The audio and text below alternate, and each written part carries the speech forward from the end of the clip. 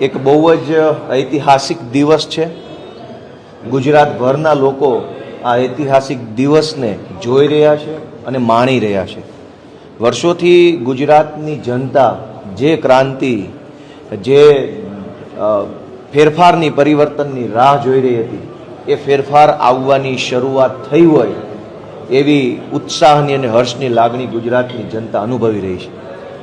સાધારણ પરિવારમાંથી આવતો અને ગામડાનો એક ખેડૂતનો દીકરો ભારતના મહાન સંવિધાનની તાકાતથી અને લોકોના સહયોગથી ધારાસભ્ય બન્યો છે, એ વાતનો હરખ આજ ગુજરાતના એક એક વ્યક્તિના ચહેરા ઉપર દેખાઈ રહ્યો છે। આજે જ્યારે મારી ગુજરાતની વિધાનસભાના સભ્ય તરીકેની શપથવિધિ થવાની છે, એ વાતનો ઉત્સાહ ગુજરાતના ગામડા ગામડા સુધી પહોંચ્યો છે। એ બદલ હું ગુજરાતની સૌ જનતાનો ખૂબ ખૂબ આભાર વ્યક્ત કરું છું।